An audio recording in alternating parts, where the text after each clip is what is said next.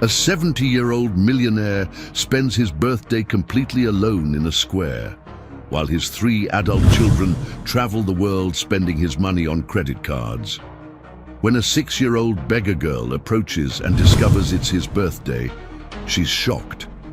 How can you spend your birthday alone? The next day, she appears with a small birthday cake, having spent her last coins, the money she needed to eat. Touched by the child's generosity, the millionaire makes a decision that changes everything. He blocks all his children's cards.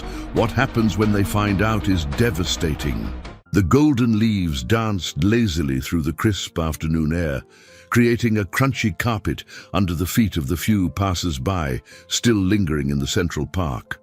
Arthur Ashworth adjusted his cashmere overcoat and sighed deeply, watching the vapor of his breath mix with the cold November air. At 70, this elegant man of impeccable posture carried on his shoulders the weight of a business empire built over 4 decades. But his eyes revealed a melancholy that all the money in the world couldn't hide. Sitting alone on a wrought-iron bench, Arthur watched the families playing around the small green. Fathers pushed children on swings while mothers arranged impromptu picnics on colorful blankets. The sound of children's laughter echoed through the space, creating a symphony of happiness that only intensified the loneliness growing in his chest like a wound that would never heal. His phone remained silent in the inner pocket of his jacket. No calls from his children, no affectionate messages, just the deafening void of relationships that had become business transactions disguised as family ties. Edward, 45 there, was on some paradise beach in Thailand. Marina, 42, was touring the casinos of Monte Carlo. Robert, the youngest at 38, had left for a ski season in the Swiss Alps, all generously funded by him. All absent when their presence truly mattered. The scent of dry leaves mingled with the distant smell of roasted chestnuts, creating a nostalgic atmosphere that transported Arthur to memories of when his children were small. He vaguely remembered afternoons like this one, but even then, his physical presence had rarely coincided with his emotional one. There was always an urgent meeting, a deal to close, an empire to expand. That's when she appeared. A small girl, no older than 6, timidly approached the bench where Arthur sat. Her bare feet made an almost imperceptible rustle on the dry leaves, and her patched clothes contrasted sharply with the elegance of her surroundings. Messy brown hair framed a dirty little face, but her eyes shone with a pure and innocent curiosity Arthur hadn't seen in decades. "Excuse me, mister," she said in a sweet but hesitant voice, stopping a few feet away. Do you have kids?" The question hit Arthur like a punch to the gut. He lifted his eyes from the ground and met the child's sincere gaze, feeling a lump form in his throat. For a moment, he considered lying, making up some excuse to avoid the conversation, but something in the purity of that look stopped him from running from the truth. "I have 3, he answered, his voice as controlled as he could manage. "But they're traveling." The girl tilted her head, processing the information with the peculiar seriousness of children. "Traveling where?" "To faraway places," Arthur sighed. "Very faraway places." "And you're not going to go play too?" The seemingly simple question carried a devastating weight. Arthur felt the words get stuck in his throat, unable to explain to a 6-year-old the complexity of family relationships that had deteriorated over the years. How could he explain that his children saw him only as an inexhaustible source of financial resources? How could he tell her that their trips were paid for by him, but his company was never wanted or even considered? "No," he finally replied, his voice almost a whisper, "I'm not going to play." The girl frowned, clearly disturbed by the answer. She took another step closer, her childish curiosity overcoming any initial shyness. "Why not? Are you sad?" Arthur felt tears welling in his eyes. No one had asked if he was sad in years. His employees treated him with professional deference. His partners discussed only business, and his children, well, His children simply didn't ask. "Tomorrow is my birthday," he said, not knowing why he was sharing this information with a stranger. "I'm turning 70. The girl's eyes widened. 70 years. Wow. Are you going to have a party? Arthur shook his head, feeling the weight of loneliness crush his chest. "I'll probably spend it alone." The expression of pure shock on the child's face was devastating. "Alone on your birthday?" The girl's voice trembled with genuine indignation. "But that can't happen. Nobody should be alone on their birthday." Arthur watched, fascinated, as this child, who clearly had almost nothing in life, showed more concern for his well-being than his own children. She came even closer, and he could see small tears forming in the corners of her brown eyes. "What's your name?" Arthur asked, feeling a genuine curiosity for the first time in months. "Sophia," she replied, wiping her nose on the sleeve of her torn sweater. "And you?" "Arthur Ashworth." Sophia repeated the name slowly, as if committing it to memory. "Mr. Arthur, tomorrow I'm going to do something very special for you. I promise." Before Arthur could ask what she planned to do, Sophia ran off, her bare feet rustling over the dry leaves as she disappeared among the park's trees. Arthur was alone again, but something had changed inside him. For the first time in years, someone had shown genuine concern for his happiness. That night, in his 15-room mansion, Arthur dined alone at the mahogany table that could easily seat 20. The silence was broken only by the discreet clinking of silverware against fine china and the careful footsteps of Mrs. Gable, the housekeeper who had cared for the house for over 2 decades. "Mr. Ashworth," she said timidly, serving the second course. "Did the children call today?" Arthur shook his head, pretending to be absorbed in a financial report. Mrs. Gable sighed softly, knowing all too well the family dynamic of that house. She had witnessed the growth of Arthur's 3 children, seen how the father's emotional absence had been compensated with expensive gifts and unlimited financial freedom. "Maybe tomorrow," she murmured, more to herself than to him. "Maybe," Arthur agreed, but they both knew it was just a vain hope. Later, in his private study, Arthur sat before the imposing oak desk, where he made decisions that moved millions of dollars daily. He opened the bottom drawer and took out an old photo album, its pages yellowed with time. The first photos showed a seemingly happy family, him, young and ambitious, his late wife Helena smiling radiantly, and 3 small children playing in the garden of the first house they bought. When Helena died 12 years ago from a fast-spreading cancer, Arthur plunged even deeper into his work. The children, already adults at the time, seemed to have inherited only his sense of financial opportunity, but none of his work ethic. Gradually, the visits became sporadic, the calls rarer, and the requests for money more frequent and substantial. Arthur closed the album and walked to the panoramic window that offered a privileged view of the city. The lights twinkled like terrestrial stars, and he wondered how many people down there were also alone. How many had also traded genuine relationships for financial convenience? His cell phone rang, and for a moment his heart leaped.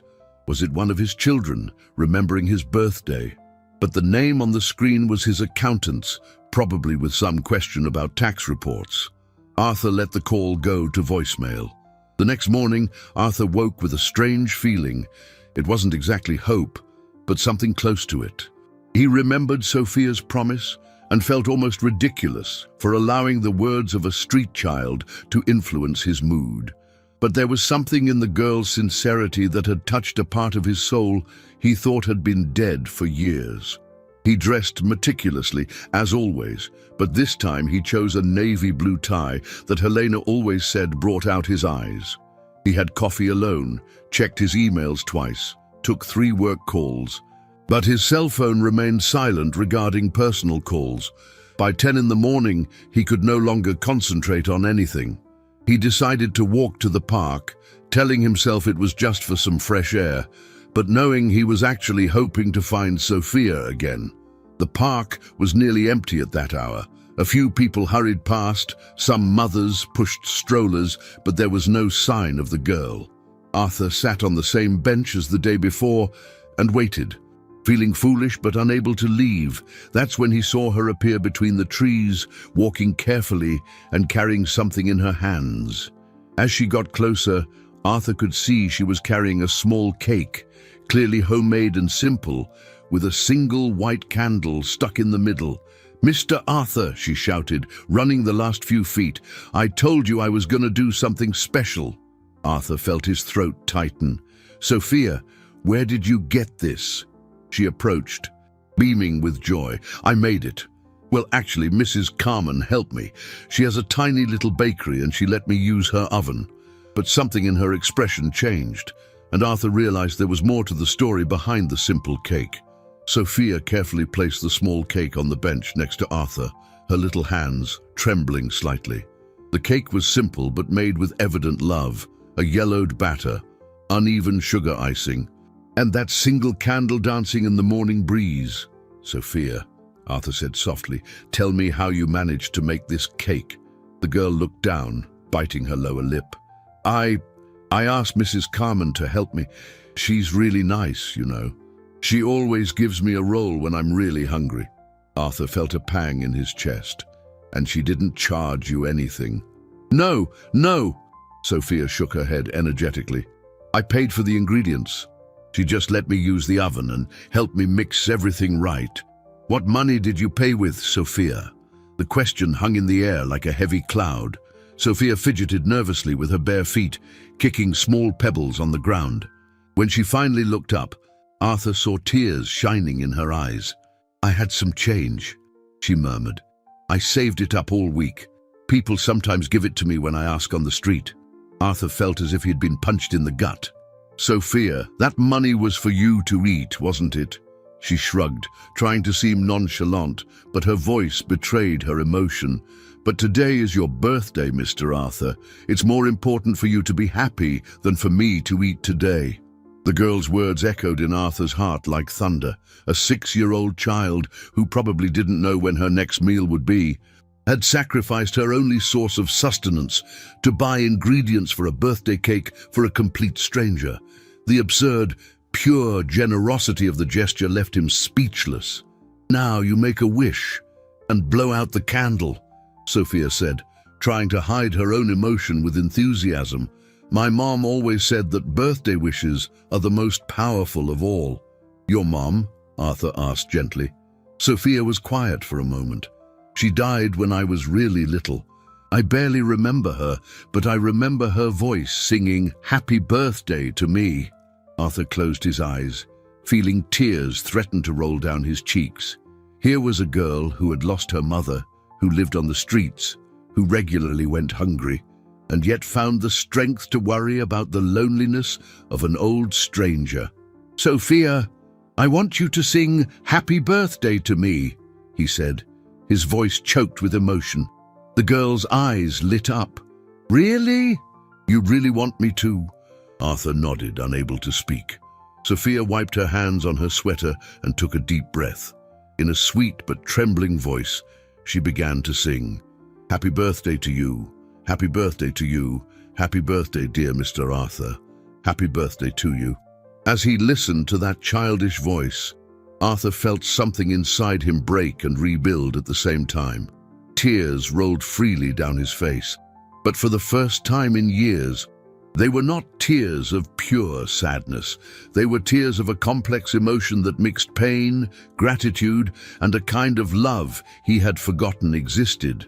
When Sophia finished singing, she clapped her hands happily. "Now make a wish and blow." Arthur looked at the flickering candle, then at the girl's expectant face.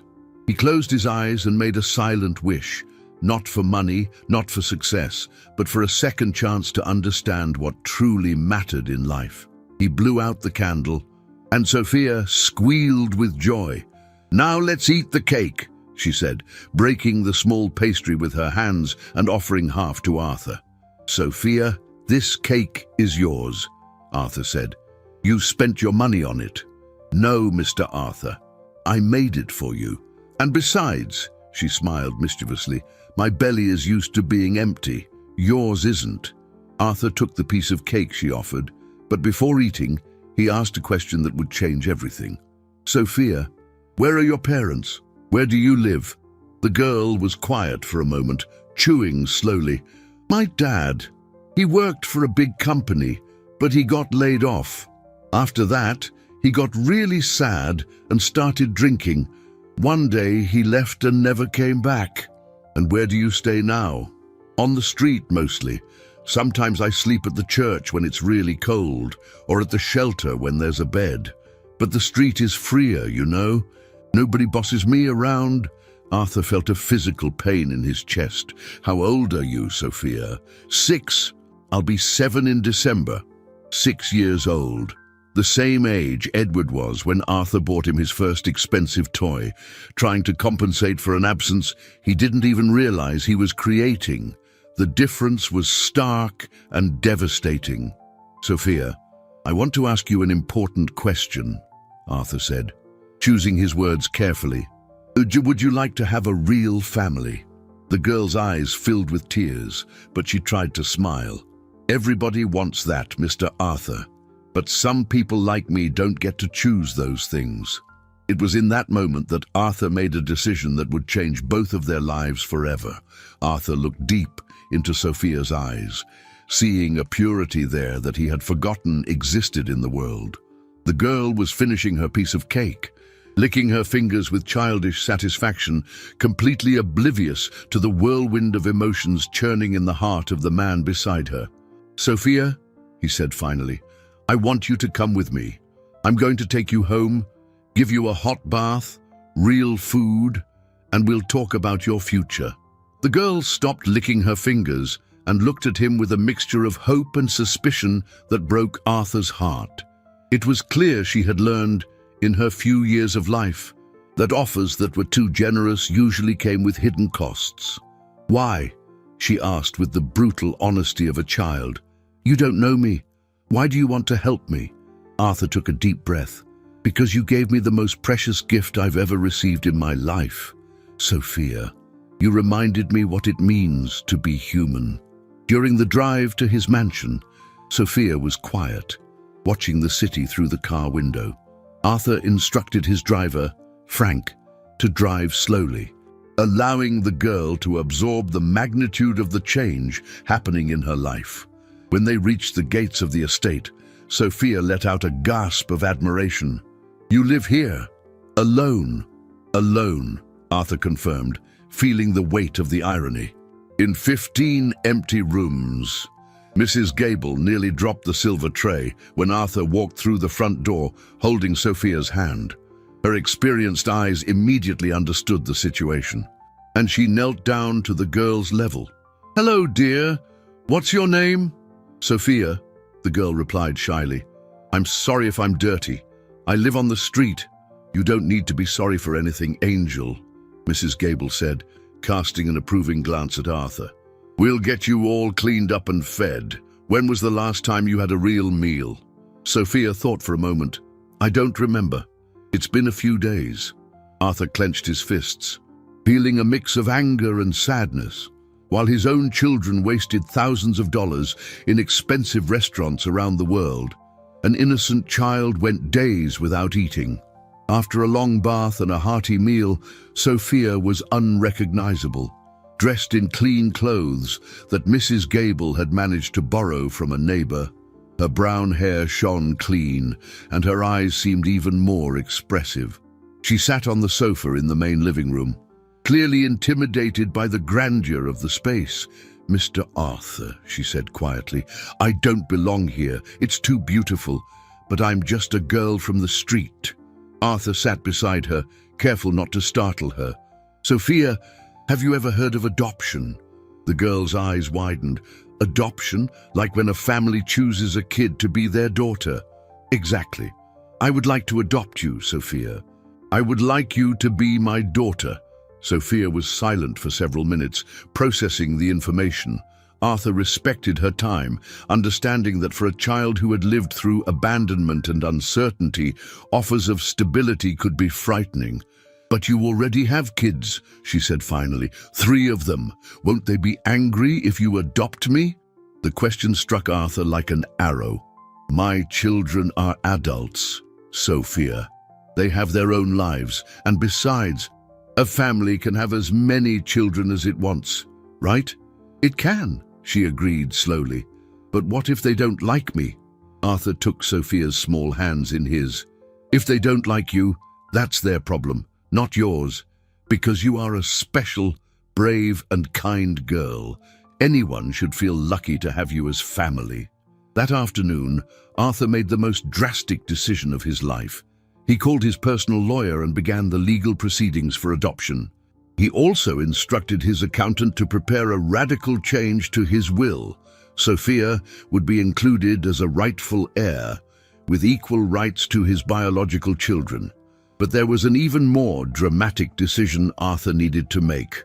While Sophia played in the garden with a set of dolls Mrs. Gable had quickly bought, he locked himself in his study and did something he knew would change everything. He blocked all of Edward's, Marina's, and Robert's credit cards. Within minutes, his phone began to ring.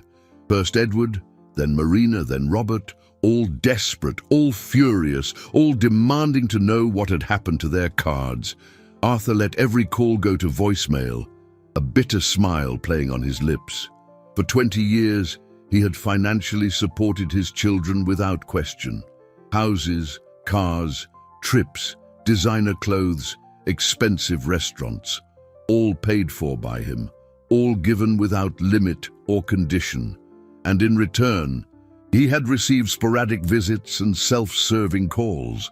Now, for the first time, he wanted to see if there was any genuine love behind that financial dependency. He wanted to know if his children were capable of showing concern that wasn't related to money. When Sophia came in from the garden, she found Arthur sitting in his favorite armchair, looking at the mountains of unread messages on his phone. "Mr. Arthur, can I ask you a question?" "Of course." "Dear, did your kids call to wish you a happy birthday today?" Arthur felt a lump in his throat. "No, they didn't." Sophia climbed onto his lap without asking permission, a gesture of intimacy he hadn't experienced in decades. "You know what I think." "What do you think?" "I think sometimes God lets you lose some people so you can find more special ones."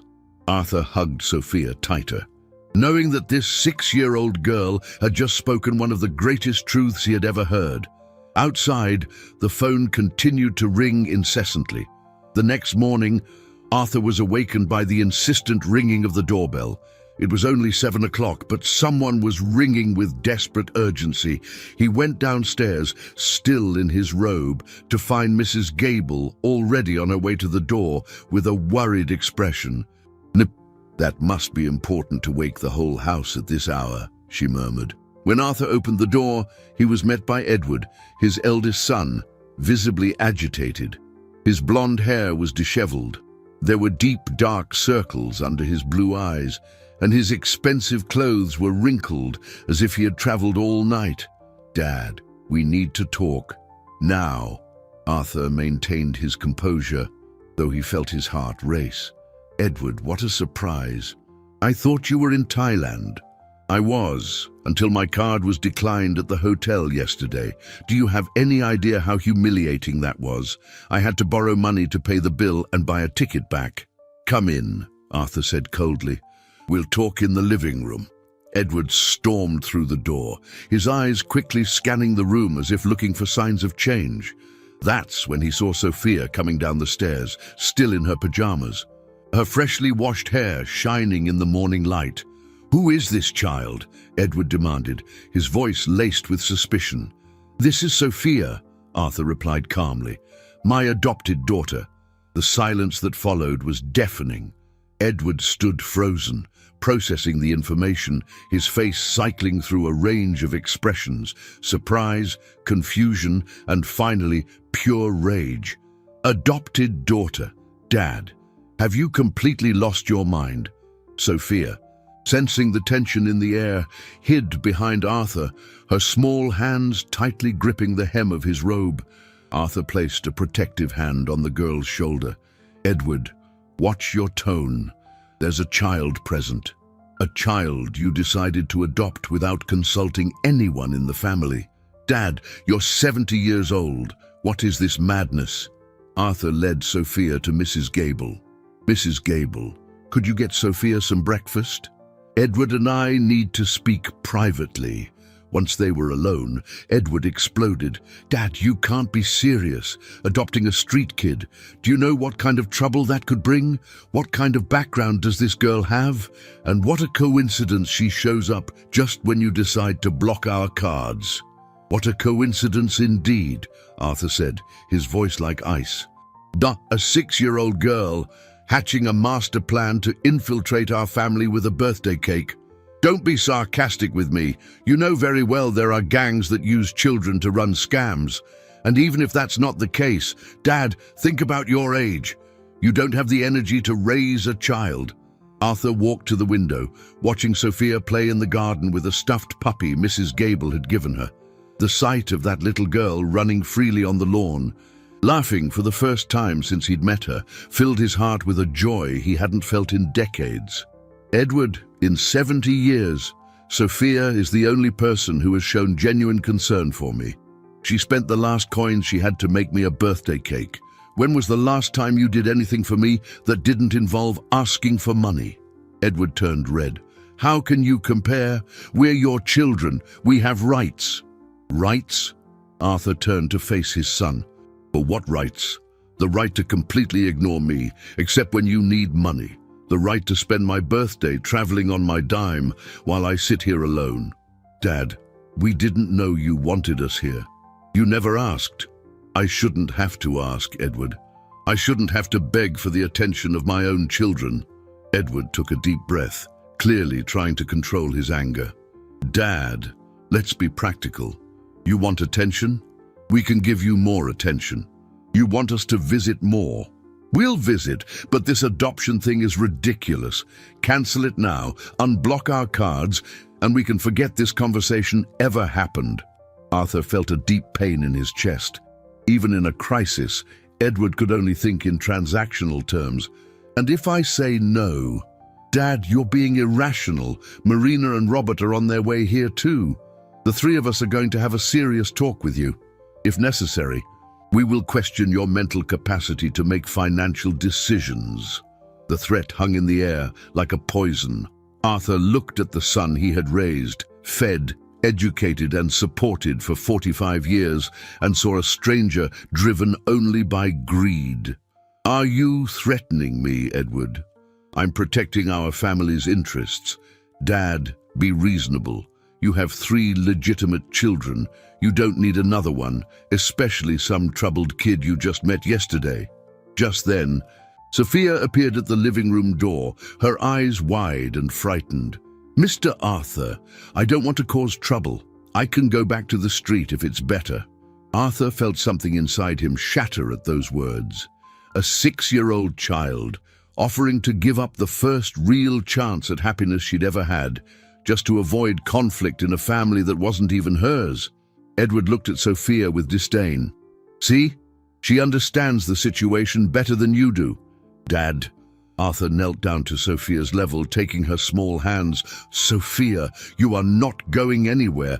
This is your home now, and no one— He looked directly at Edward. Absolutely no one is going to take you from here.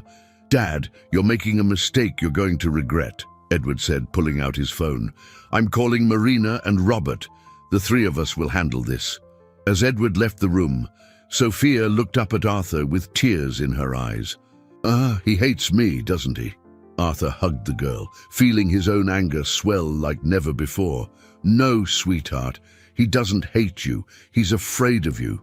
Afraid of me? Why? Because you showed me what real love is. And that scares people who only know transactional love. 2 hours later, Marina and Robert arrived together, straight from the airport. Marina, elegant even after a red-eye from Monte Carlo, swept into the house as if she owned it, her high heels echoing on the marble of the foyer. Robert, younger but equally arrogant, followed closely, both radiating the same contained indignation Edward had shown. Arthur watched from his study window as his three children gathered in the garden, gesturing animatedly and occasionally glancing toward the house. Sophia was in the library, paging through a book of fairy tales Mrs. Gable had found, completely oblivious to the hurricane forming around her. "Mr. Ashworth," Mrs. Gable said, entering the study discreetly. "They're asking to speak with you in the main living room, all three of them together." Arthur took a deep breath. "Very well, Mrs. Gable. It's time to face the storm." When he entered the living room, he found his three children positioned strategically. Edward stood behind the main sofa, Marina sat elegantly in a leather armchair, and Robert paced nervously back and forth. The arrangement looked more like a corporate board meeting than a family gathering. "Dad," Marina began in her soft but calculated voice, "we need to discuss this delicate situation." "Delicate situation," Arthur repeated, keeping his tone neutral. "Are you referring to my decision to adopt Sophia?" "Dad, let's be direct," Robert interrupted, stopping his pacing. "You're going through a difficult time. It's understandable. At 70, loneliness can lead to impulsive decisions." Arthur sat in his favorite armchair, the same one Sophia had climbed into the night before. "Impulsive decisions, an interesting choice of words." Marina leaned forward, adopting a more maternal tone. "Daddy, we're worried about you. Maybe you need more companionship, more attention. We can arrange that. We can hire a professional companion, someone trained to care for people your age." "Someone trained," Arthur muttered. "As if I were a pet." Edward stepped forward, his patience clearly exhausted. "Dad, enough with the drama. The situation is simple. You met a street kid yesterday and decided to adopt her. This is obviously an emotional and irrational decision. Cancel the process, unblock our cards, and we can discuss more appropriate ways for you to handle your loneliness." "And if I refuse?" The three children exchanged a look. A silent communication Arthur recognized immediately. They had rehearsed this. Marina spoke again, her voice now firmer. "Dad, you're showing clear signs of compromised judgment, impulsive financial decisions, forming inappropriate attachments to strangers, social isolation."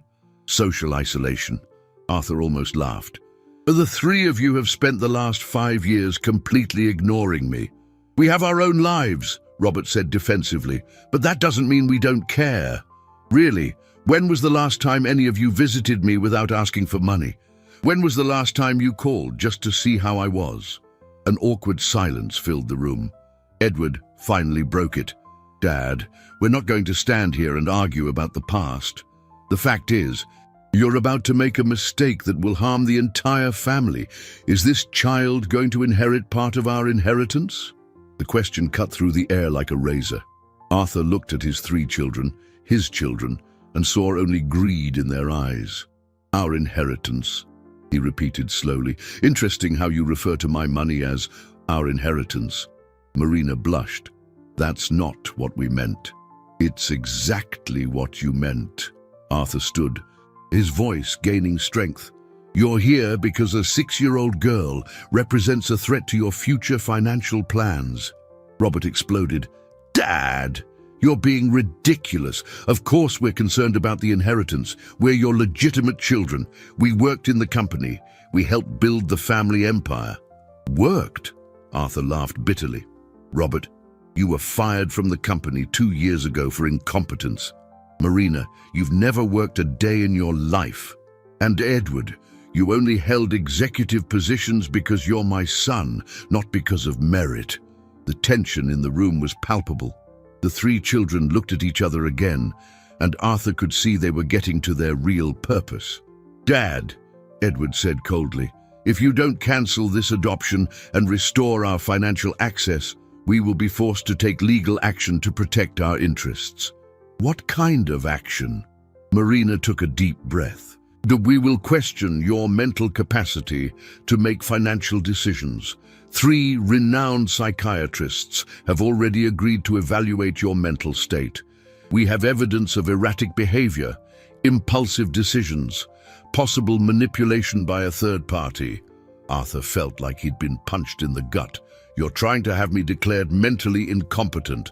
"We're trying to protect you," Robert said, but his voice sounded false, even to his own ears. Just then, Sophia appeared at the door, holding her book of fairy tales. She looked at the three furious adults and then at Arthur, her large eyes filled with concern. "Mr. Arthur, is everything okay? You're all yelling." The girl's presence instantly changed the room's dynamic. Edward, Marina, and Robert looked at her with a mixture of irritation and cold calculation. "Sophia," Arthur said softly, "go back to the library, sweetheart. Daddy has to finish some things here." But before Sophia could leave, Marina spoke. "Actually, I think she should stay. After all, she's what this is all about." An alarm went off in Arthur's mind. "Marina, Sophia." Marina addressed the girl with a smile that didn't reach her eyes. "Do you understand that you're causing a lot of trouble for this family?" Sophia looked down, clutching the book to her chest. "And I don't want to cause trouble." "Of course you don't," Edward said sarcastically. "What street kid wouldn't want to live in a mansion?" Arthur stood up abruptly. "Enough! Get out of my house. Now!" But his children didn't move. Robert took a step forward, his voice heavy with a threat. "Dad, you have a simple choice. Your real family, or a child you've known for 2 days." Robert's ultimatum hung in the air like a death sentence. Arthur looked at Sophia, who stood in the doorway with silent tears rolling down her cheeks, and then at the 3 children he had raised and loved unconditionally. The choice they presented him was cruel and calculated. "A real family?" Arthur repeated slowly, his voice thick with a deep pain. "You think you're my real family? We are your biological children," Marina said coldly. "That can't be changed by some sentimental whim." Arthur walked over to Sophia and knelt beside her, wiping her tears with his thumb. "Sophia, honey, can you go to your room? I need to finish this conversation." Sophia nodded and whispered, "Mr. Arthur, if it's better for everyone, I can leave. I don't want your family to be destroyed because of me."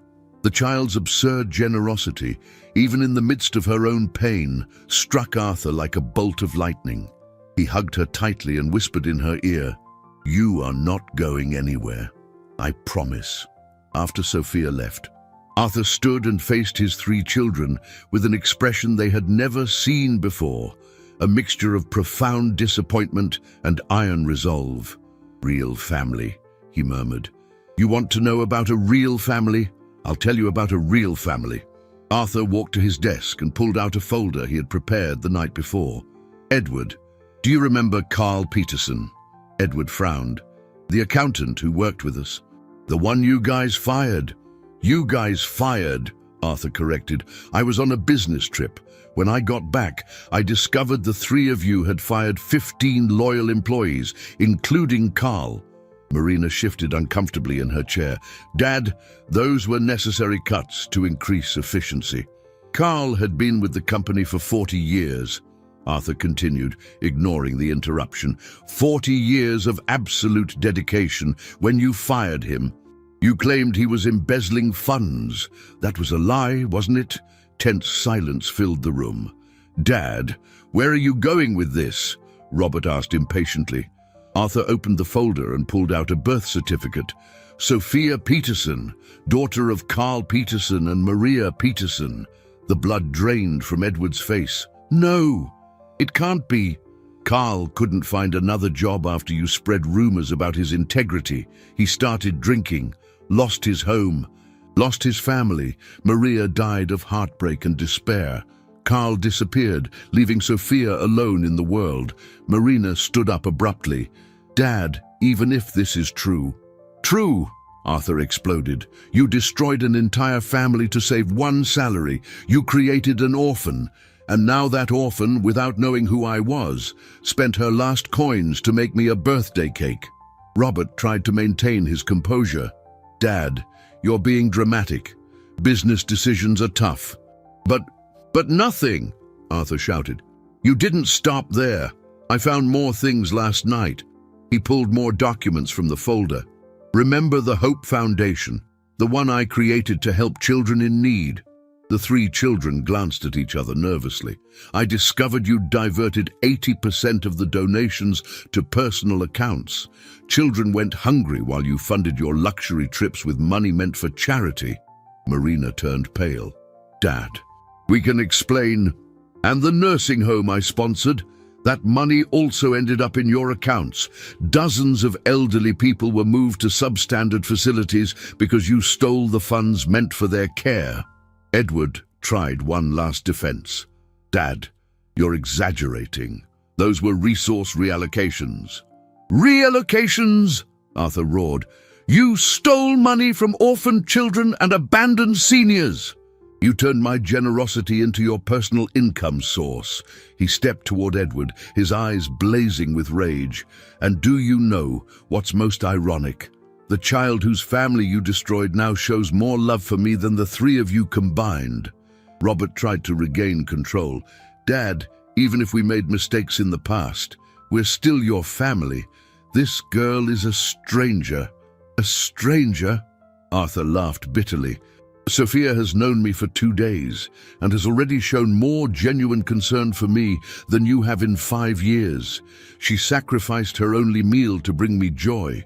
When was the last time any of you sacrificed anything for me?" Marina tried one last emotional appeal. "Daddy, we made mistakes, but we can change. We can be better." "Can you? Or are you only saying that because I cut off the money?" Embarrassing silence. Arthur took a deep breath. His decision made. "Get out of my house now." "Dad, you can't be serious," Edward said desperately. "I have never been more serious in my life. You have 5 minutes to get off my property." Robert exploded. "Dad, you'll regret this. We'll go to the courts. We'll prove you're being manipulated." Arthur walked to the door and opened it. "Do whatever you want, but do it far away from here." Marina walked past him, whispering venomously, "That child will destroy you, Dad. And when she does, don't come crawling back to us."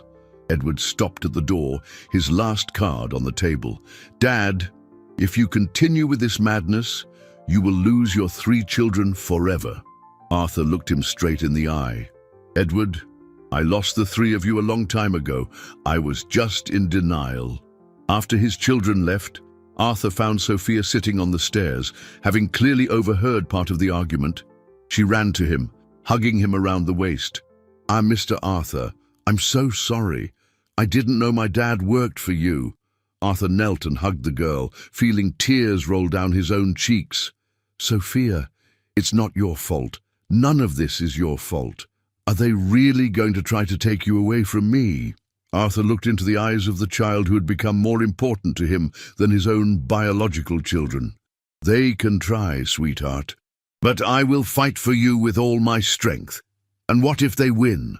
Arthur held Sophia's small face in his hands. "Then we'll face it together, because we are a real family now." Outside, the sound of departing cars echoed in the morning.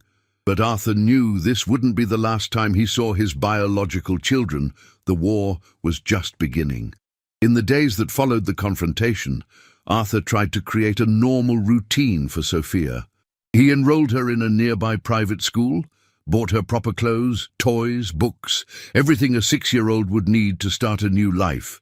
But beneath the apparent normalcy, he knew a storm was brewing. The first signs came through his lawyer, Alan Ramsey, who called on a rainy Thursday morning. "Arthur, I need to see you urgently. There are developments you need to know about." An hour later, Mr. Ramsey was sitting in Arthur's living room, holding a stack of legal documents with a grave expression. "Your children have hired Sterling, Price and Associates. It's the best family law firm in the city, Arthur. They aren't messing around." Arthur poured coffee for them both, his hands trembling slightly. "What exactly are they alleging?" "Progressive mental incapacity, undue influence from a third party, irrational financial decisions." Mr. Ramsey paused. "Arthur, they have 3 psychiatrists willing to attest that you are showing signs of senile dementia. Psychiatrists who haven't even examined me. Psychiatrists who have analyzed your recent behavior based on reports from your children. The sudden adoption, The social isolation, the impulsive financial decisions. Arthur laughed bitterly. Social isolation. They ignored me for years, and now they're using it against me. There's more, Arthur. They're alleging that Sophia is part of a larger scheme to take advantage of your vulnerable mental state. A scheme? A 6-year-old child? Mr. Ramsey hesitated. They've hired a private investigator. They're trying to find evidence that Sophia was planted to manipulate you. Arthur felt anger rise in his chest. What kind of people do this to an innocent child? Desperate people, Arthur. And your children are very desperate. Meanwhile, Sophia began to show signs of the stress she was under. Though Arthur tried to shield her from the details, she was smart enough to sense that something was wrong. She started having nightmares, waking up in the middle of the night screaming that bad men wanted to take her away. "Mr. Arthur," she said one morning, nervously pushing food around on her plate, "I heard Mrs. Gable on the phone. She sounded worried." Arthur sat beside her. "Worried about what?" "Sweetheart, about men who want to prove you're sick so they can take me away from you." Arthur closed his eyes, feeling the weight of the situation. How could he explain to a child that people could be so cruel? "Sophia, are you scared?" She nodded, tears forming in her eyes. "I don't want to go back to the street, Mr. Arthur. I feel safe here." Arthur hugged her tight. "You are not going back to the street. I promise." But the promises became harder to keep as the attacks intensified. In the second week after the confrontation, Arthur discovered his children had spread rumors throughout the business community. Old business partners began to look at him with pity and suspicion. Some even called concerned about his mental condition. The hardest blow came when Dr. Frank Miller, the family doctor for 20 years, showed up at his house. "Arthur, I need to talk to you." As a friend, they sat in the study, and Dr. Miller put on his most serious medical expression. "Your children reached out to me. They're worried about changes in your behavior." Arthur felt his blood boil. What changes? Impulsive decisions, forming inappropriate attachments, possible manipulation by a third party. "Frank, you've known me for 20 years. Do I seem mentally incompetent to you?" Dr. Miller hesitated. "Arthur, the truth is, adopting a child at 70, especially a street child you just met, is what, insane? It's unusual, and your children have a right to be concerned." Arthur stood and walked to the window. "Frank, when was the last time my children showed any concern for me?" "Arthur, answer me. When?" Dr. Miller was silent. "They're only concerned now because I cut off their money. Sophia showed more genuine love for me in 2 days than they have in 5 years. But Arthur, you need to see their perspective. A strange child appears and is suddenly being adopted." Arthur turned, his eyes blazing with anger.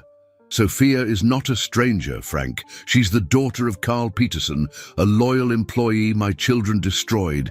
It's ironic that the child they orphaned now shows more humanity than they do." Dr. Miller looked shocked. "Carl Peterson? But yes, the girl who is supposedly manipulating me is a victim of my own children's cruelty." After the doctor left, Arthur sat in his armchair, feeling the weight of his years for the first time. He was fighting his own children, public opinion, a system that saw his decision as eccentric at best. Sophia appeared at the door, holding a drawing she had made at school. "Mr. Arthur, I made this for you." The drawing showed 2 figures, one large and one small, holding hands in front of a house. Above it, she had written in crooked letters, "My family." Arthur felt tears burn his eyes. "It's beautiful, Sophia." "Mr. Arthur, can I ask you a question?" "Of course, sweetheart. If your children manage to take me away, will you forget about me?" Arthur took the girl in his arms, holding her as if she were the most precious treasure in the world. "Sophia, even if the whole world tries to tear us apart, I will never forget you. You taught me how to truly love again." But as he spoke, Arthur could hear the phone ringing in the study.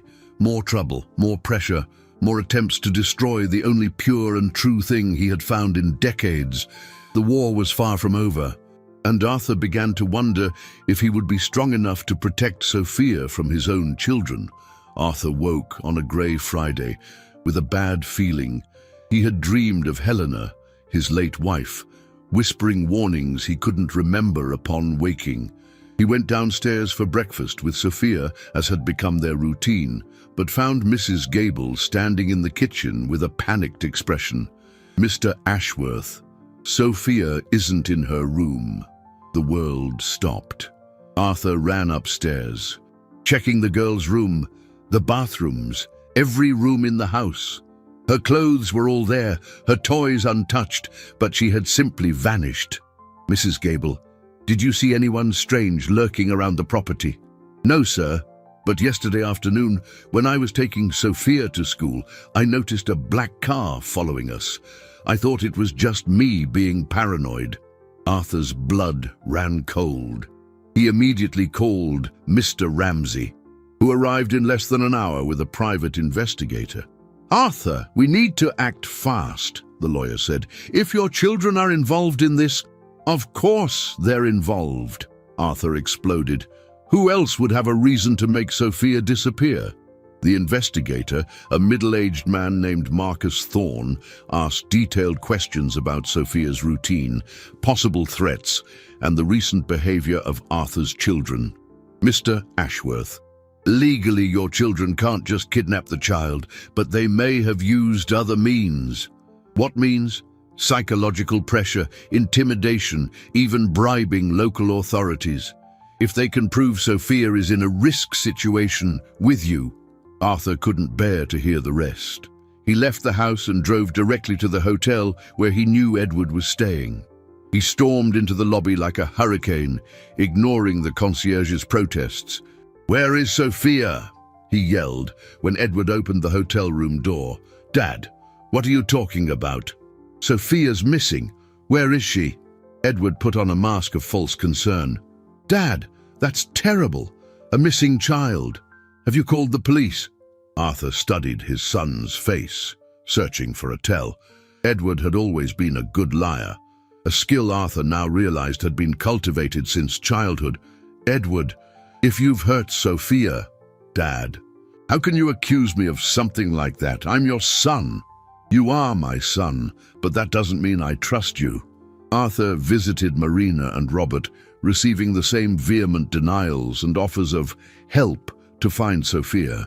But there was something in Marina's eyes, a glint of barely concealed satisfaction that confirmed his suspicions. It was 3 days of hell. Arthur barely slept, barely ate, spending hours walking through the park where he met Sophia, hoping she would magically reappear. The police were called, but with no evidence of a crime, they treated it as a typical runaway case. "Mr. Ashworth," the detective said, "kids from the street have a habit of running off. She probably went back to the places she knew." "She didn't run off," Arthur shouted. "Someone took her." But without proof, his words sounded like the paranoia of an old man. On the 4th morning, Marcus Thorne called with devastating news. "Arthur, I found out what happened. Your children hired private social workers. They alleged that Sophia was being held against her vauntade by a mentally unstable man." "That's absurd." "Yes, but they presented evidence, forged medical reports, testimony from concerned neighbors. They managed to get a temporary order to remove Sophia from your custody." Arthur felt his legs grow weak. "Where is she?" "In a temporary state shelter." "Arthur, she's terrified. They told her you're sick and can no longer take care of her." Arthur drove immediately to the shelter, a grey, depressing building on the outskirts of the city. When he was finally cleared to see Sophia, he found her sitting alone in a corner, hugging an old teddy bear. "Sophia!" She looked up at him and started to run, but stopped abruptly when a social worker intervened. "Mr. Ashworth, you have only 15 minutes. And you must maintain physical distance from the minor." "Physical distance? She's my daughter. According to our records, there are questions regarding your custodial fitness." Arthur knelt 2 meters away from Sophia, tears rolling down his face. "Sweetheart, how are you?" Sophia was visibly traumatized. "Mr. Arthur, they said you're sick. They said it's dangerous for me to be with you." "Sophia, look at me. I'm not sick. I would never hurt you. But they said, it doesn't matter what they said. You know my heart, Sophia. You know that I love you." The little girl began to cry. "Mr. Arthur, I want to go home. It's scary here. The other kids are mean. And I sleep in a room with 10 girls. There's one who pulls my hair at night." Pure rage coursed through Arthur's veins. His own children had put Sophia, a child who had suffered abandonment her whole life, into a traumatic situation once again. "Sophia, I'm going to get you out of here. I promise." "Time's up," the social worker said coldly. "Mr. Arthur," Sophia screamed as he was forced to back away. "Don't leave me, please." The sound of her desperate voice echoed down the hallways as Arthur was escorted out. In the parking lot, he leaned against his car and threw up, the emotional pressure finally overwhelming his defenses. That night, alone in his empty mansion, Arthur sat in Sophia's room, surrounded by her toys and drawings. He picked up the drawing where she had written, "My family," and felt something inside him harden. His children had declared war.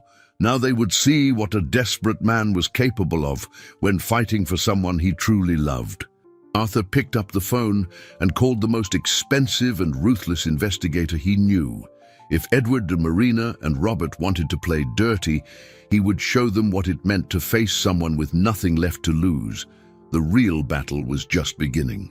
Arthur hired Helena Vance, a forensic investigator known for her tenacity and relentless methods. In just 48 hours, she had uncovered what Arthur suspected, an elaborate network of corruption and manipulation orchestrated by his own children. "Arthur," Helena said, spreading documents across his study table, "your children didn't just bribe social workers. They bought fake medical reports, paid for testimony from non-existent neighbors, and even infiltrated people into the shelter to traumatize Sophia." Arthur felt nauseous. "Traumatize? What do you mean?" "They hired one of the most aggressive girls in the shelter to intimidate Sophia. They wanted her to develop a fear of institutional places, so she would voluntarily prefer to go with a foster family." "What foster family?" Helena smiled coldly. "A ghost family, fake documents, fabricated references. The plan was to make Sophia disappear into the system, where she could never be found again." Arthur clenched his fists. "My own children planned to erase a child from existence. There's more. I discovered they've been intercepting your donations to charities for years. The money was funneled into shell accounts they control. We have evidence of tax fraud, embezzlement, and now conspiracy against a minor." Arthur looked out the window, at the park where he met Sophia. "Helena, I want you to destroy them. Legally, but completely. I'm already on it. But Arthur, there's something else you need to know." Helena hesitated, clearly uncomfortable. "Your children hired dangerous people. I found out they paid for Sophia to have accidents at the shelter. Nothing fatal, but enough to justify psychiatric institutionalization for trauma." Arthur felt the world spin. They wanted to have Sophia committed to a private clinic where she would be held indefinitely under heavy medication, officially for severe trauma and attachment disorder. In practice, it would have been a prison. The final revelation broke something fundamental inside Arthur. He had raised 3 monsters capable of torturing an innocent child to protect an inheritance they didn't even need. What can we do? We have enough evidence for criminal charges. But Arthur, we need to act fast. Sophia is scheduled to be transferred to the foster family tomorrow. Arthur shot to his feet. Tomorrow? They moved up the timeline. They probably realized we were investigating. Arthur immediately called his lawyer, Alan Ramsey. "Alan, I need an emergency injunction. Now." "Arthur, it's 9 o'clock at night." "I don't care. Sophia will disappear tomorrow if we don't act." 3 hours later, Arthur was in court with an emergency judicial order. The judge, initially skeptical, was visibly shocked as he reviewed the evidence Helena had presented. "Mr. Ashworth, these are extremely serious allegations against your own children. Your Honor, I have documented evidence for every claim." The judge examined photographs, bank records, audio recordings, and forensic reports. His expression grew darker with every page. "This is one of the most elaborate and cruel conspiracies involving a minor I have ever seen. Injunction granted. The child is to be immediately returned to the petitioner's custody, and the accused are to be detained for investigation." The next morning, Arthur arrived at the shelter accompanied by court marshals and Helena. The look of panic on the director's face confirmed their plan had been discovered. "Where is Sophia Peterson?" Helena asked coldly. She's already been transferred." "Transferred where?" Tense silence. Helena showed her the court order. "Ma'am, you are obstructing justice. Where is the child?" 20 minutes later, Arthur was in a van, driving to an address in the suburbs. His heart was pounding. What if they were too late? The foster family was actually an illegal holding house, run by a couple paid to keep inconvenient children hidden from the system. When the marshals raided the property, they found Sophia locked in a small, dark room, and clearly drugged with sedatives. "Sophia!" Arthur rushed to her, scooping her into his arms. The girl was semi-conscious, her eyes glazed over and her movements sluggish. "Mr. Arthur," she murmured, I thought you forgot about me." "Never, sweetheart, never." He carried her out of that house of horrors, tears streaming freely down his face. Sophia had lost weight, had bruises on her arms, and was clearly traumatized. At the hospital, while Sophia received medical care to reverse the effects of the sedatives, Arthur got a call from Helena. "Arthur, we've arrested Edward and Marina. Robert has fled, but we've issued a warrant for his arrest. We found evidence that they planned to make Sophia disappear permanently after a forced psychiatric commitment." Arthur looked through the hospital room window, watching Sophia sleep peacefully for the first time in a week. "Helena, I want you to prosecute them for attempted kidnapping, fraud, corruption, and anything else you can prove." "I'm on it." "Arthur, there are reporters wanting to speak with you. This story is causing a scandal." "I don't care about a scandal. I just want Sophia safe." When Sophia finally woke up, free of the sedatives, she looked at Arthur with eyes that seemed older than her 6 years. "Mr. Arthur, why did your children hate me so much?" Arthur sat beside her bed, choosing his words carefully. "They didn't hate you, Sophia. They were afraid of the love you and I share." "Afraid of love?" "Yes, because real love can't be bought or sold. And that terrified people who only knew relationships based on money." Sophia took Arthur's hand. "Mr. Arthur, I'll never leave you, even if bad people come again." Arthur kissed the girl's forehead, making a silent promise. He would never again let anyone hurt Sophia, not even his own children. The war was over, but the scars would take time to heal. The scandal dominated the headlines for weeks. Millionaire heirs conspire against orphan girl. The family war that shocked the nation. True love versus greed. The Ashworth case. Arthur, who had always shunned publicity, now found himself at the center of a media firestorm. 2 months after Sophia's rescue, the trial of Edward and Marina began. Robert was still a fugitive, reportedly spotted in countries with no extradition treaty. The courtroom was packed. Journalists, curious onlookers, and child advocacy activists followed every moment of the proceedings. Arthur arrived at the courthouse holding Sophia's hand, who had insisted on testifying despite her young age. The girl, now looking healthier after months of medical and psychological care, wore a simple blue dress Mrs. Gable had picked out for the occasion. "Mr. Arthur," Sophia whispered as they climbed the courthouse steps, "I'm scared to see them again." Arthur knelt to her level. "Sophia, you are the bravest person I know. You spent your last coins to make me happy. You stood up to bad people who tried to hurt you. You can do anything." Edward and Marina were led in, wearing handcuffs. Marina avoided all eye contact. But Edward looked directly at Arthur with a mixture of hatred and despair that made Sophia hide behind her adoptive father. The district attorney, Charles Mason, presented a devastating case. Bank records showed transfers of millions of dollars from charity funds to the defendants' personal accounts. Audio recordings revealed conversations where they planned to neutralize Sophia permanently. Witnesses confirmed bribes paid to shelter staff and officials. "Your Honor, Mr. Mason said during his opening statement, "This is not just a case of financial fraud. It is the story of how greed can corrupt the most basic family bonds, leading people to torture an innocent child." The defense attorney tried to argue that Edward and Marina had acted out of genuine concern for Arthur's mental health. But the evidence was too overwhelming to allow for any reasonable doubt. The most dramatic moment came when Sophia was called to testify.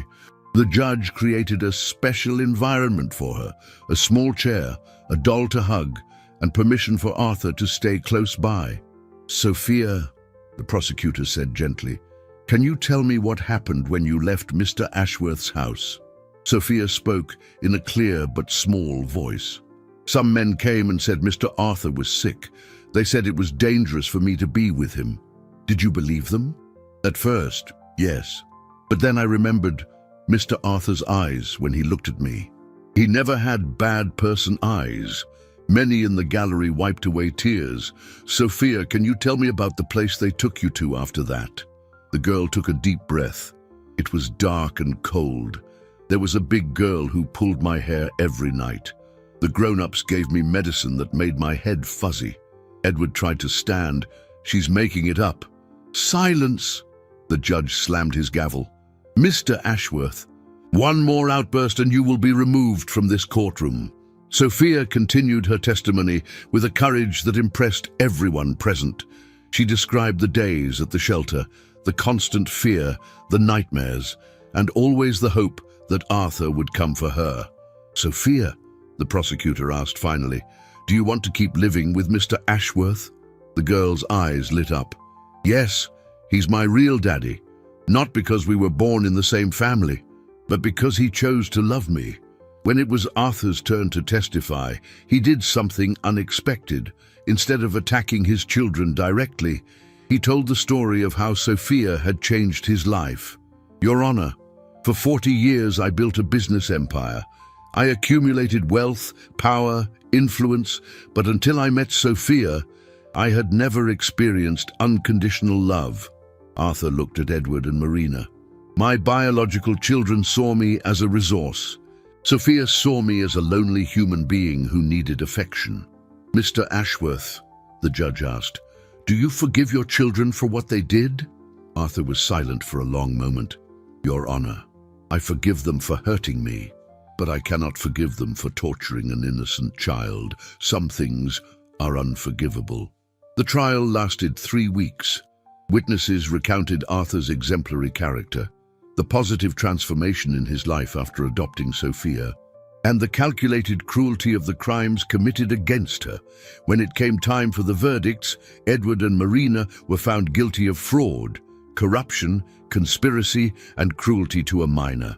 Edward was sentenced to 8 years in prison, Marina 6. After the sentence was read, Edward shouted across the courtroom, "Dad, you destroyed your own family for a stranger."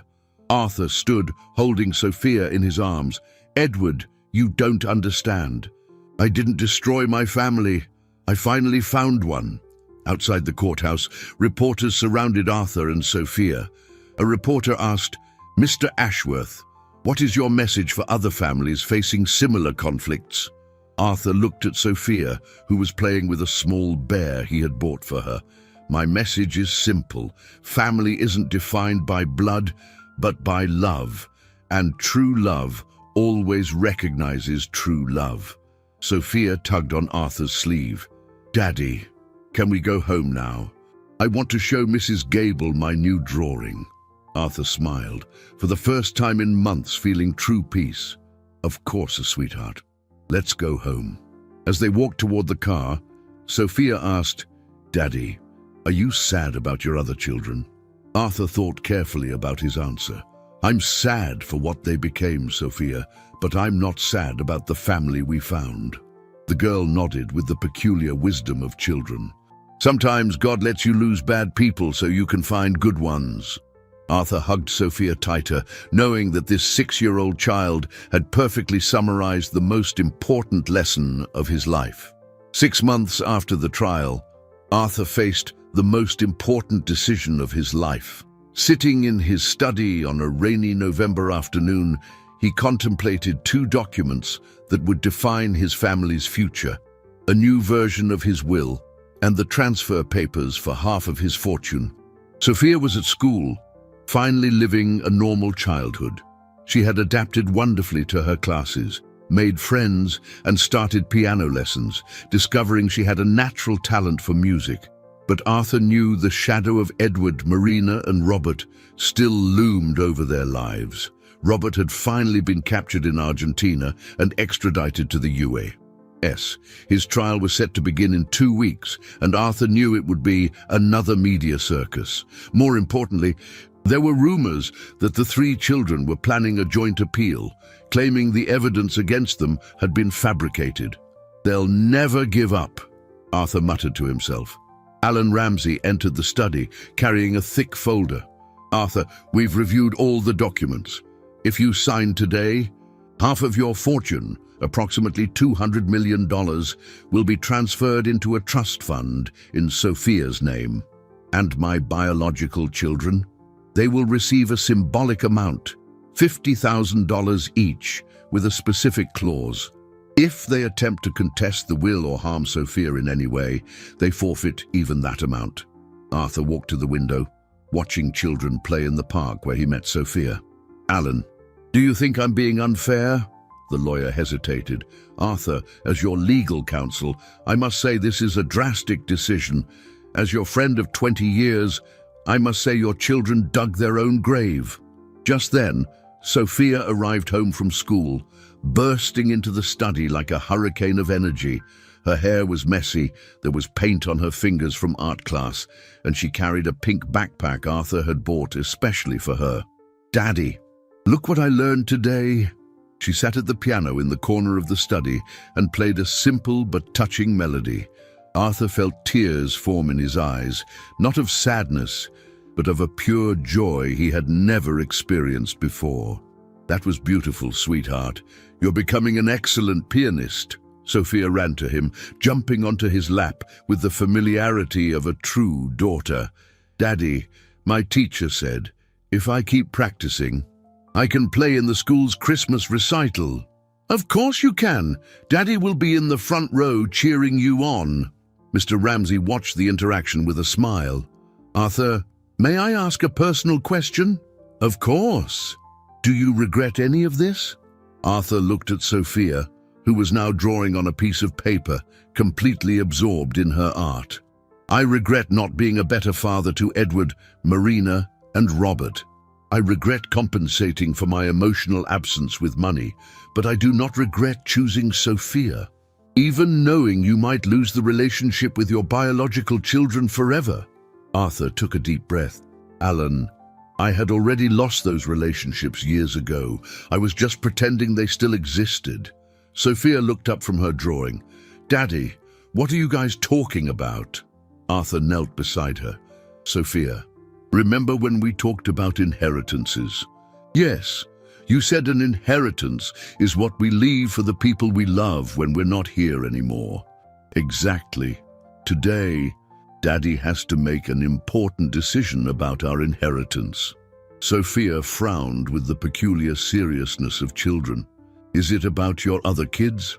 Arthur nodded. "In part, yes." "Daddy, can I tell you something I learned in school?" "Of course." "Sweetheart, my teacher said that when you plant a seed, it only grows if the soil is good. If the soil is bad, even the best seeds won't grow." Arthur looked deep into the girl's eyes. "And what do you think about that?" "I think you planted seeds of love in your other children. but the soil in their hearts wasn't good. It's not the seed's fault. The child's simple wisdom struck Arthur like a bolt of clarity. He had spent years blaming himself for what his biological children had become, but Sophia was right. He had planted love, but found barren ground. Sophia, if Daddy decides to leave most of our inheritance to you, do you promise to use that money to help other people? The girl's eyes lit up. Can I help other kids like me? Kids who don't have a family? Yes, sweetheart. You can help many children. Sophia thought for a moment. Then yes, Daddy, I promise. But you're going to stay with me for a long, long time, right? I don't want to talk about inheritances because you're leaving. Arthur hugged her tight. I'm going to stay with you as long as I possibly can, sweetheart. This decision is just to make sure you always have everything you need. 2 hours later, Arthur signed the documents. Alan Ramsey witnessed the signature, making the transfer of $200 million to the trust fund of Sophia Peterson Ashworth official. It's done, the lawyer said. Sophia is now officially one of the wealthiest people in the country. Arthur looked at the girl, who was coloring peacefully, completely oblivious to the magnitude of what had just happened. Alan, do you think I did the right thing? Arthur, you gave a fortune to a child who spent her last coins to make you happy. If that's not poetic justice, I don't know what is. That night, during dinner, Sophia asked a question that surprised Arthur. Daddy, are your other children going to be very mad when they find out about the inheritance? Arthur considered lying, but decided to be honest. Probably, yes, sweetheart. Are they going to try and hurt me again? The question broke Arthur's heart. Sophia, I will always protect you. And now you have the resources to protect yourself too. Sophia nodded thoughtfully. Daddy, can I tell you a secret? Of course. I don't care about the money. I only care that you chose me to be your daughter. Arthur felt tears roll down his cheeks. Sophia, you saved me. I was dying of loneliness and you brought me back to life. And you saved me from the street. I guess we saved each other. As he tucked Sophia into bed, Arthur reflected on the journey that had brought them here. He had lost 3 biological children, but gained a daughter of the heart. He had distributed his fortune, but had never felt richer. Good night, princess, he whispered, kissing Sophia's forehead. Good night, Daddy. Thank you for choosing me. Arthur smiled, knowing he had made the most important and correct decision of his life. News of the fortune transfer leaked to the press on a cold Monday in December. The headlines were sensational. Millionaire leaves fortune to street girl. Arthur Ashworth's ultimate revenge. Biological heirs disinherited for adopted child. Arthur was prepared for the media storm, but he didn't expect the speed with which his children would react. The following Tuesday, Edward and Marina, who had obtained parole while awaiting their appeals, appeared at his door. Mrs. Gable opened it with a frightened expression. Mr. Ashworth, they insist on speaking with you. Arthur came down the stairs calmly, finding Edward and Marina in the main living room. Both looked visibly worn. Edward had lost weight. Marina had deep, dark circles, and both carried the unmistakable mark of desperate people. Where is Sophia? Arthur asked immediately. At school, Marina replied. Dad, we need to talk. You can't have done this. Arthur remained standing, refusing to sit. Done what? Secured my daughter's future, Edward exploded. Your daughter, Dad, you've known this child for less than a year. We've been your children for decades. And in decades, how many times did you show me genuine love? Marina tried a more emotional approach. Daddy, we made mistakes, huge mistakes, but we are family, your own flesh and blood. Arthur laughed bitterly. Family? Marina, you tortured a 6-year-old child. You planned to make her disappear forever. What kind of monsters did I raise? Dad, we were desperate, Edward defended himself. You had gone crazy, adopting a stranger. A stranger, Arthur shouted, finally losing his composure. Sophia is Carl Peterson's daughter, a man you destroyed. She's a victim of your own cruelty. The silence that followed was thick with tension. Marina and Edward glanced at each other. Realizing Arthur knew much more than they had imagined, "Dad," Marina said in a trembling voice, "what do you want from us?" Arthur walked to the window, watching children play in the park. "I want you to disappear from our lives, forever." "Our lives?" Edward repeated with disdain. "Dad, you're 71. When you die, that girl will inherit $200 million. Don't you see how absurd that is?" Arthur turned, his eyes glinting with a cold fury. "The absurdity, Edward, is that a 6-year-old child has more character than my 3 adult children combined." Just then, Sophia came home from school, entering through the back door as she always did. She stopped in the hall when she heard raised voices in the living room. "Sophia, go to your room," Arthur said quickly, but Marina stood up. "No, Dad, she should hear this." "Marina," Arthur warned. "Sophia," Marina called. "Come here." "Dear." Sophia entered the room hesitantly, clearly uncomfortable with Edward and Marina's presence. She positioned herself next to Arthur, holding his hand. "Sophia," Marina said with a forced smile, "do you know how much money my father gave you?" "Marina, stop it," Arthur ordered. $200 million. "Sophia, do you know how much money that is?" Sophia looked at Arthur, confused. "Is it a lot?" "It's more money than most people see in their entire lives," Marina continued, "and my father gave it all to you, a child he's known for less than a year." Sophia processed the information slowly. "Mr. Arthur, is she telling the truth?" Arthur knelt beside Sophia. "Yes, sweetheart. Daddy wanted to make sure you'll always have everything you need." Sophia was quiet for a moment, then looked at Marina and Edward. "Are you mad because Daddy gave me money?" "We're mad," Edward said coldly, "because that money should be ours. We are his legitimate children." Sophia frowned. "But you don't like Daddy?" "What do you mean we don't like him?" Marina asked defensively. "You never visited him. You never called. He was sad and lonely. Children who like their parents don't do that." The simplicity of the child's logic cut deeper than any sophisticated argument. Edward lost his patience. "Sophia, you don't understand. You're a street kid who got lucky. We are his real family." Sophia looked at Edward with a deep sadness in her eyes. "Mr. Edward, real family is who loves you, not who was born in the same house." "You're being manipulated," Marina exploded. "A 6-year-old doesn't talk like that." "Enough!" Arthur stood, placing himself protectively in front of Sophia. "Get out of my house." "Now." Edward took a threatening step forward. "Dad, this isn't over. We will fight this in court. We'll prove you're mentally incompetent." "Do whatever you want," Arthur replied calmly, "but do it far away from us." Marina tried one last gambit. "Dad, what if we offer a deal? We split the inheritance 50-50. 100 million for Sophia, 100 million for the 3 of us." Arthur looked at Sophia, who shook her head no. Daddy," Sophia said quietly, "I don't want their money, I just want you." Arthur smiled, scooping Sophia into his arms. "You heard her. My daughter wants nothing that comes from you." Edward and Marina stormed out of the house, shouting threats and promises of legal battles. But Arthur no longer cared. He had found his true family. That night, at dinner, Sophia asked a thoughtful question. "Daddy, will they be able to take the money from me?"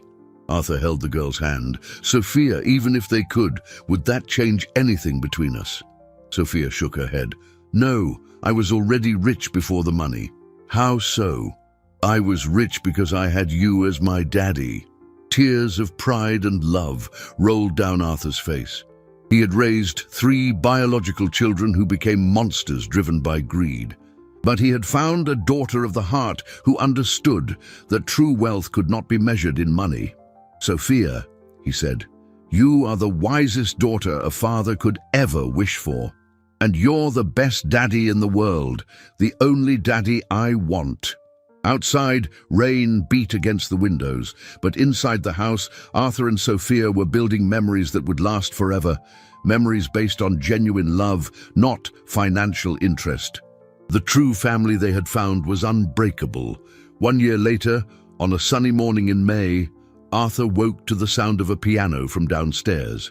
Sophia was playing a melody she had composed herself, a happy, hopeful tune that filled the house with a vibrant energy he had never experienced before. He went downstairs and found his daughter at the piano, dressed in her school uniform, her hair in 2 neat braids Mrs. Gable had lovingly made. At 7, Sophia had grown and blossomed in ways that moved Arthur daily. "Good morning, Princess," he said, kissing the top of her head. "Good morning, Daddy. Did you like my new song? I wrote it thinking about the day we met in the park." Arthur sat beside her on the piano bench. "It's beautiful, Sophia.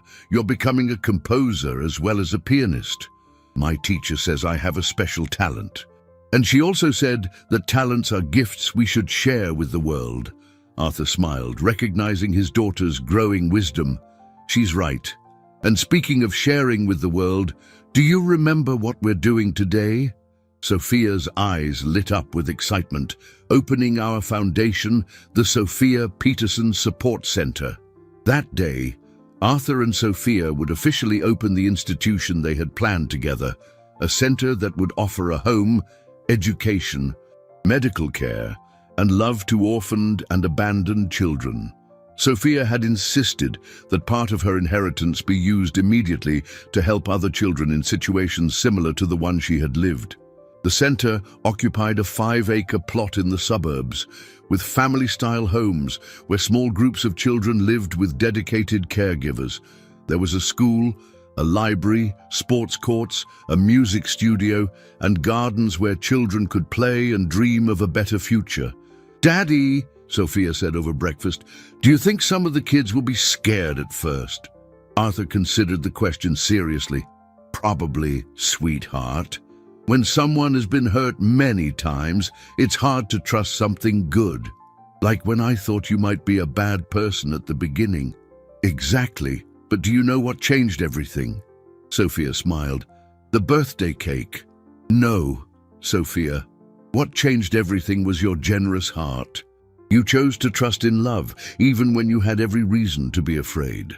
During the drive to the opening, Arthur reflected on the changes in his life. The final legal appeals from Edward, Marina, and Robert had been definitively denied. The 3 now lived modest lives.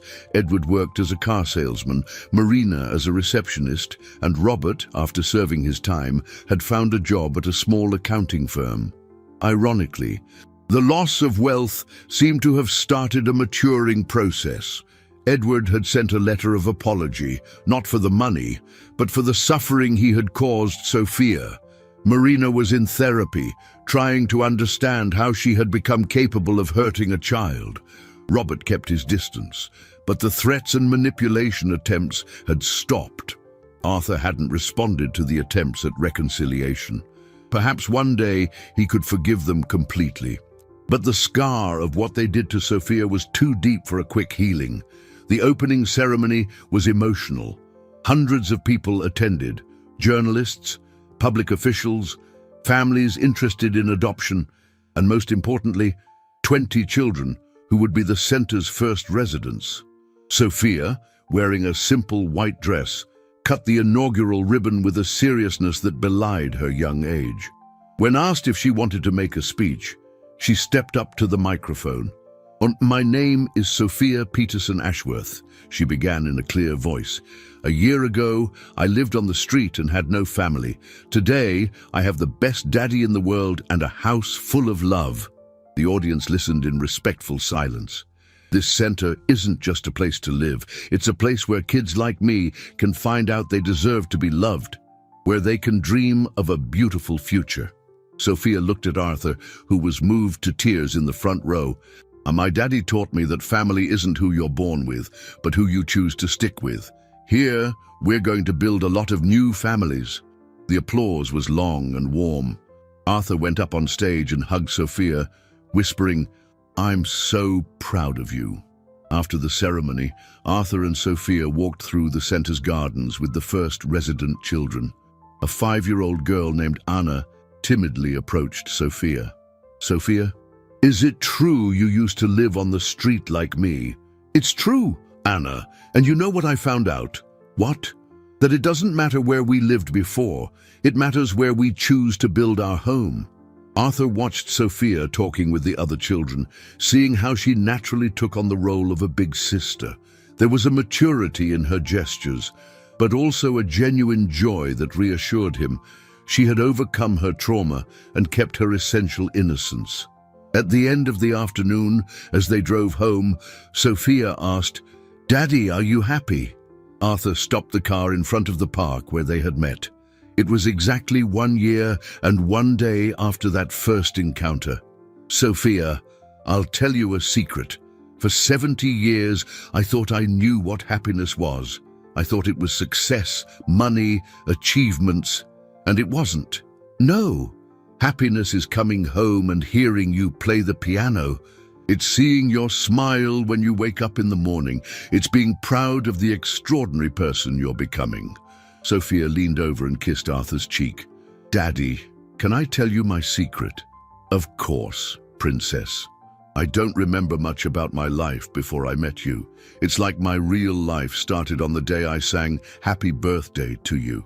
Arthur felt tears of gratitude roll down his face. "Sophia, you saved my life, and you saved mine. We're a rescue team."